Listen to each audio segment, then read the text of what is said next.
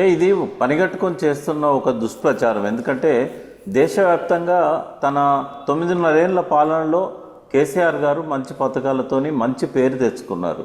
అది భ్రష్టు పట్టేయడానికి పార్లమెంట్ సాక్షిగా అబద్ధాలు చెప్తా ఉన్నాడు. ఇది చాలా ఘోరమైన అబద్ధం ఆయన చెప్పింది. ఇప్పుడు అదే పార్లమెంటు, అదే లోక్సభలో, ఇది రాజ్యసభ, అది లోక్సభ, బైరన్ సింగ్ షెకావత్ గారు ఉత్తమ్ కుమార్ అడిగిన ప్రశ్నకి అప్పుడు నల్గొండ ఎంపీగా ఉత్తమ్ కుమార్ రెడ్డి గారు ఉన్నారు, పిసిసి ప్రెసిడెంట్ కూడా అప్పుడు ఆయన అవినీతి జరిగిందా అంటే కాళేశ్వరంలో అవినీతి జరగలేదని చెప్పాడు రికార్డ్ సాక్షిగా.